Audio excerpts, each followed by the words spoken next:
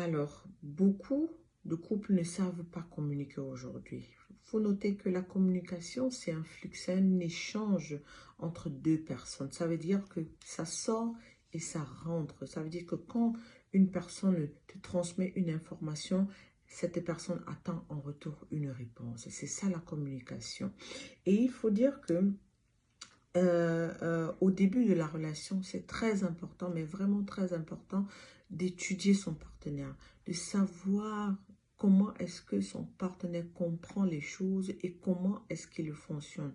Pareil pour la femme, on doit savoir ce qu'elle aime, on doit savoir comment est-ce que elle reçoit l'information et comment est-ce qu'elle comprend. Et une fois qu'on aura étudié son partenaire au début, alors on comprendra beaucoup de choses et on pourra mieux communiquer. Et la communication, une bonne communication, c'est ça qui fait perdurer une relation. D'accord? Et il faut dire, lorsqu'on entre dans un couple, lorsqu'on est déjà en couple, ça veut dire que on est responsable l'un de l'autre. On est responsable de tout ce que notre mari fait et de ce qu'il ne fait pas. Ça veut dire qu'on a aussi un œil regardant sur ce qu'il fait. C'est tout comme un enfant. Lorsqu'on a un enfant, alors on a la responsabilité entière sur cet enfant. C'est pareil pour notre partenaire.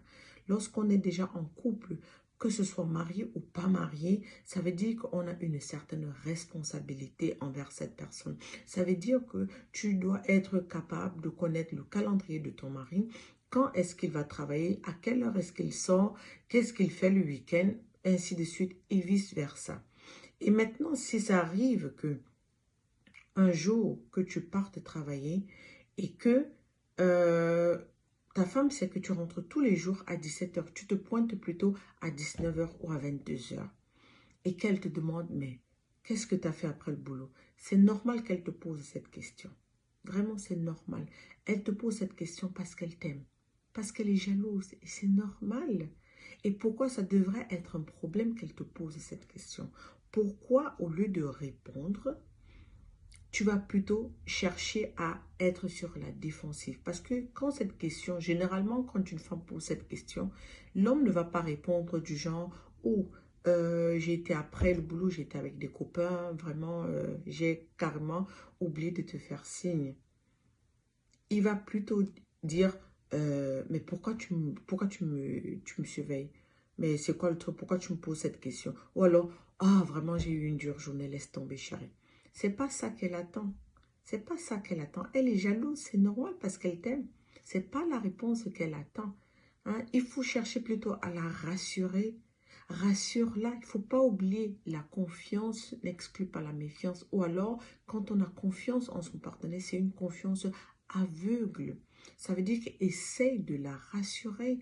Essaye plutôt de lui dire, oh, après le boulot, il y a Albert qui m'a appelé, on allait prendre un pot et vraiment, j'ai totalement zappé de décret. Je suis vraiment désolée, ça va plus se répéter.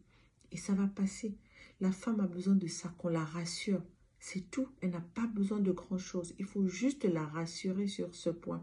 Parce que quand tu fais ça, tu te braques, tu te mets sur la défensive, tu te dis, oh, elle n'a pas besoin de me contrôler, oh, ci, oh, ça, ok. Mais elle va accumuler.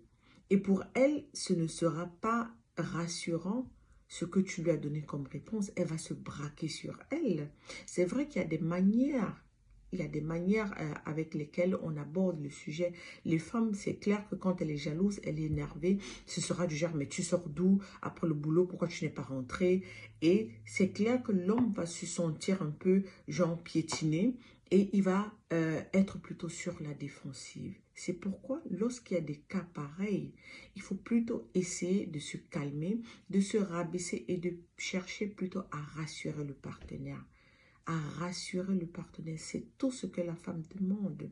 C'est vrai, parfois, quand l'homme rentre du boulot, la femme va venir tout de suite commencer à raconter, parce que les femmes, vraiment, les femmes bavardent. Les femmes savent bavarder.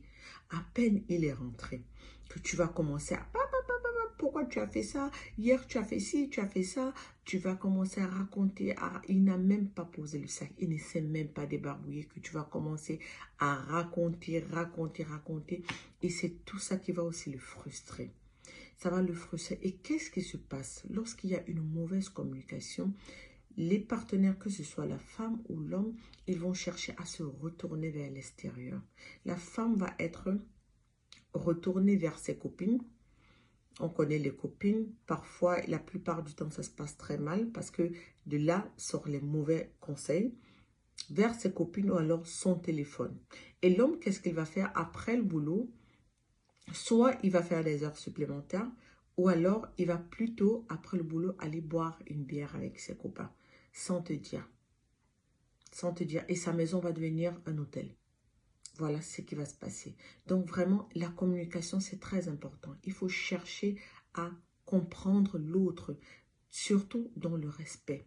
Être disposé à écouter l'autre sans toutefois, même si on n'est pas toujours d'accord, sans prendre position ou alors sans l'offusquer. C'est ça qui fait que la communication soit saine dans une relation. Et quand il y a une communication saine, alors la relation perdure.